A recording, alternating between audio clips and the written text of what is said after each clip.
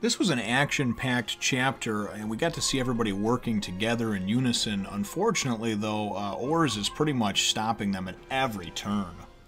One Piece chapter 475, Pirates of the Forest. Well, things aren't looking very good for the Straw Hats over here. Well, hello, my brothers and sisters of the Nerd Nation. I, as always, am Jim, and I'm here to bring you another review on the awesome and teamwork-driven, sometimes disheartening because everybody's getting the shit beat out of them, tale of One Piece.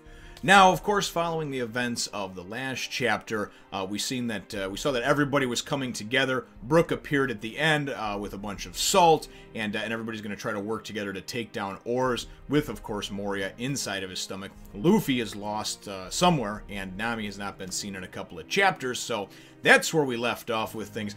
And actually, that's right where we pick up. We have everybody working together using various types of moves, to try to take down Oars. And I think that's actually pretty cool. I like seeing that type of stuff. You see Usopp going and hitting him with this super slick star, like an oil slick type of thing, and then you see Frankie with this flamethrower-like thing lighting him up, and Oars going, ouch, ouch, and then Moria's bitching at him like, dude, stop, that's not pain, that's just your brain recollecting, or that's your mind or whatever. It's you recollecting the feeling of pain, but you can't feel pain anymore, you're a fucking zombie, right? And this winds up going on for a bit. And then we go and we see, and then I really liked this one. Zoro goes and comes at him and goes to do this, he jumps up, right, and he does this great Buddha chop as he's coming down on this building, on this tower, and he's like, slashes it a bunch of different ways, right?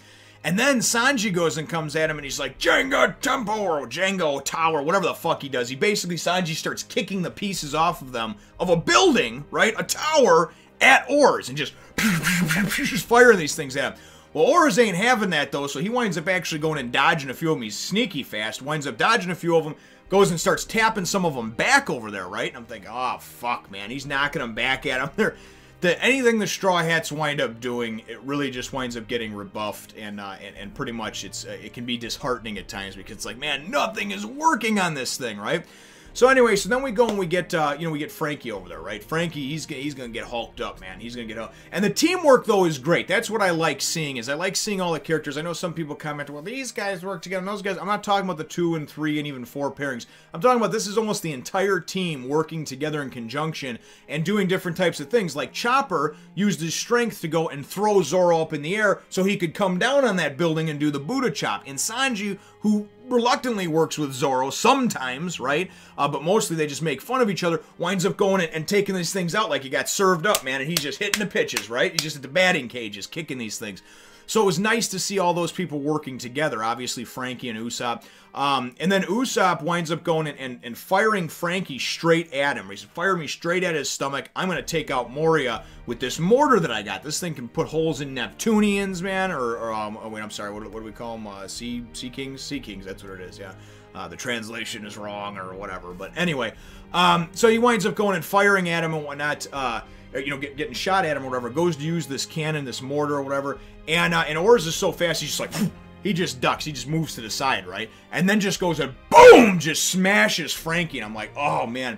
And the cool thing, too, that you see, not Frankie getting smashed, but you see that even the short time that he's been with the crew, everybody's like, Frankie, no! And then Moria's like, he's not finished yet, but he's almost. Finish him, Oars. And Oars goes and picks up his big-ass leg like he's going to go and stomp on him, And everybody's actually concerned. And I'm not saying that that's a weird thing. I'm just saying that it's neat to see the camaraderie and the friendship amongst them, even for somebody who's a newer character to them, that's newer on their ship. And that just, by all counts, I don't know, 100 chapters ago was an enemy of theirs, maybe not even 100 chapters. I forget exactly when, the timeline of the chapters and all that. But anyway, the point is, though, again, seeing everybody working together is just great. But as Frankie goes and is about to get stomped and nailed, all of a sudden we get lightning and thunderbolt, and there's like a cloud appearing above, and then thunderbolt tempo, and that shit comes down and starts shocking the shit out of Oars, right? Nami's off on this tower, like on a, not a tower, but you know what I mean, like the parapets that they have that go along the side of the castle. She's over there, and of course Sanji's like, oh Nami, come here, let me touch you, Nami, oh, you're okay, you're saved, right? And and she's like, idiot, don't give away my position. Anyway, then all of a sudden, from like way across the battlefield, Oars is like, gum, gum. And they're like, and previous to that, remember, he couldn't stretch at all. Nothing could happen. All of a sudden, he goes gum, gum, pistol. And this big ass arm of this Godzilla-like giant with these fucking horns, like something out of Diablo, goes, and this pistol goes and whips out 100, 150 feet and jacks up the whole side of that parapet or whatever, right? Nami winds up going and falling, we think, to her certain doom until Robin, girl power, comes to save the day, attaches a bunch of her arms together and winds up actually holding on to Nami and then being able to gently put her down and save her. And I thought that was kind of cool, you know, like high five for titties, right?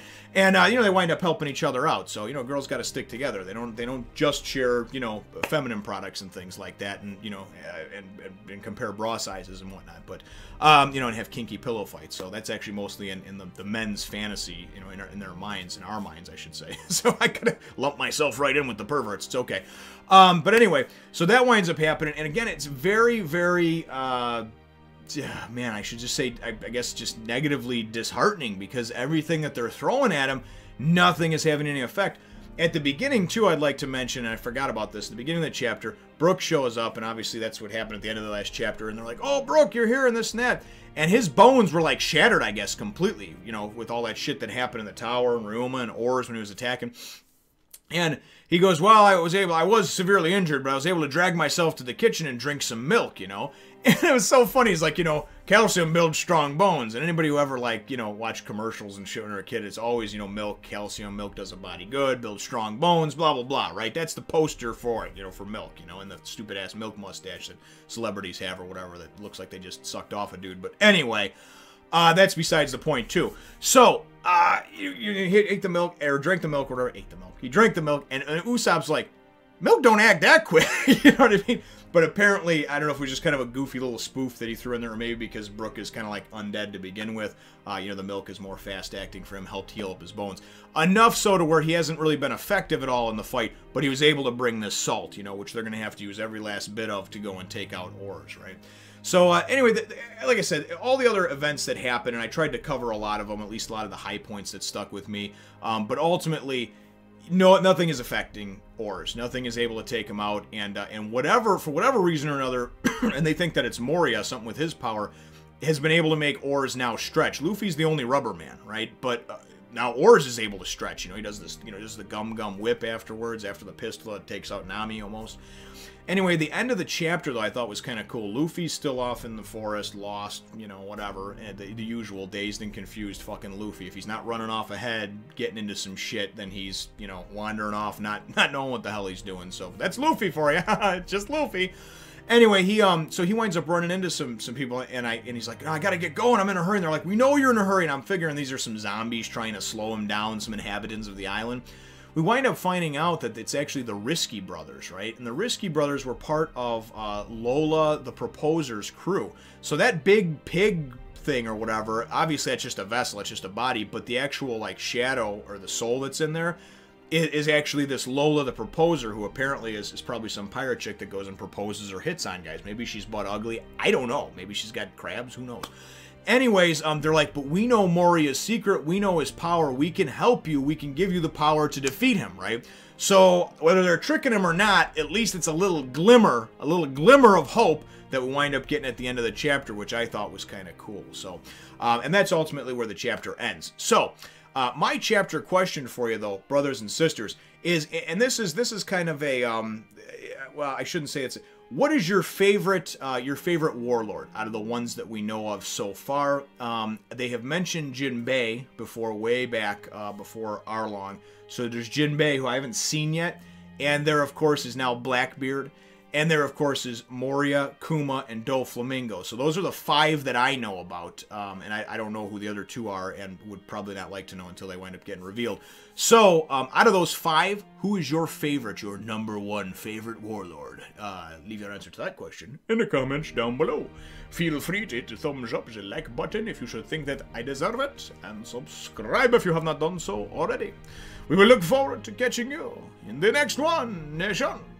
Thank you for watching. Please remember to follow me on Facebook and Twitter for more.